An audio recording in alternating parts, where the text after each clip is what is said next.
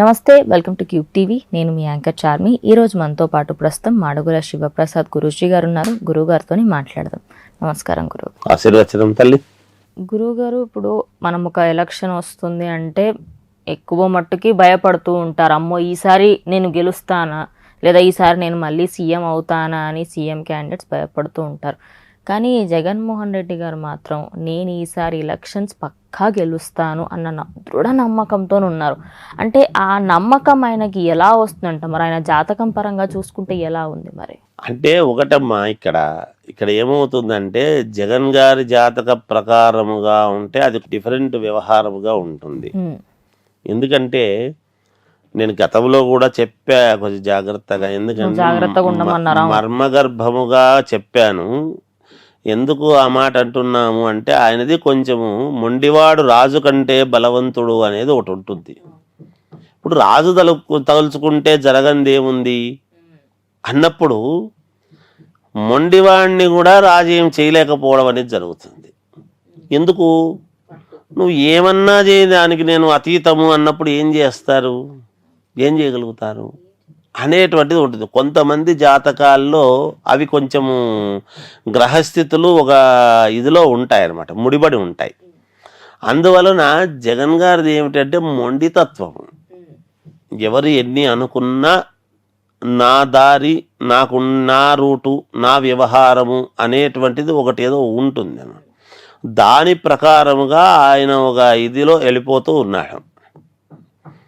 ఇప్పుడు అంతవరకు ప్రజల్లో తిరిగి అయ్యేంత వరకు ప్రజల్లో తిరిగినటువంటి ఆయన అయినప్పటి నుంచి ప్రజల్లోకి వచ్చింది లేదు, ఒక ప్రెస్ మీట్ పెట్టింది లేదు, ఒక మాట మాట్లాడింది లేదు. ఆయన వ్యూహ రచన, ఆయన యొక్క ఇదితో ఆయన ఏదో వెళుతూ ఉన్నారు. సరే, వీళ్ళందరూ ఏదో చెప్పాల్సింది ఏదో చెప్తున్నారు, చేసుకుంటున్నారు, పోతున్నారు.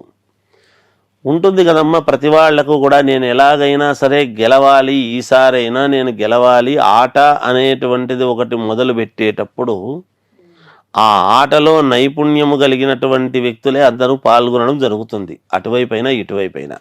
ఆట తెలియని వాళ్లే ప్రేక్షకులుగా ఏం జరుగుతుందో అని చాలా ఉత్సుకతతో చూడడం మొదలు పెడతాం మనం ప్రజానీకమంతా కూడా.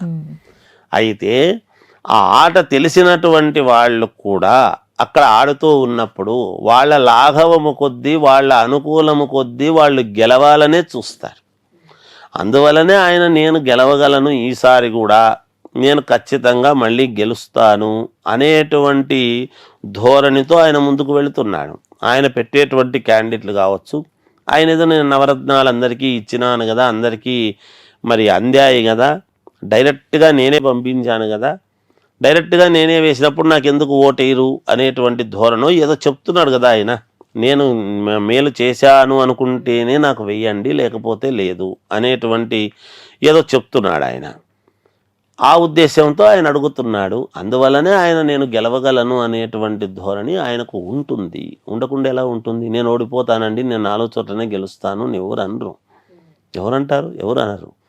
ఖచ్చితంగా నేను గెలవగలను అనేటువంటి ధోరణితో వై నాట్ 175 అని అంటున్నాడు మొదటి నుంచి కూడా. అది మొట్టమొదటి నుంచి మాట్లాడుతున్నాడు ఆయన, ఈరోజు కొత్తగా అనేది కాదు. అయితే పరిస్థితులు కొన్ని చోట్ల కొన్ని మామూలుగా ఎదురైనా ఇబ్బందులు ఉండినా నేను గెలవగలను అనేటువంటి ధైర్యం ఆయనకి ఏదో ఒక ఆలోచన అది ఉండి ముందుకెళ్తున్నాడు కాబట్టి ఆయన అదే మాట్లాడతాడు. అందులో తప్పు పట్టాల్సిందేం లేదు. ఆయన దృఢ నమ్మకం, ఆయన నమ్మకం అది. అంతే, నేను గెలవగలను, అదే నమ్మకం, గెలుస్తాను అనేటువంటి ఆయన నమ్మకం ఆయనది. కాబట్టి ఆయన నమ్మకం కొద్దీ ఆయన ముందుకు వెళ్తుంటాడు. ఆయనకు ఉండే మొండితనం నేను ఎలాగైనా గెలుస్తాను అనేటువంటి దాంతో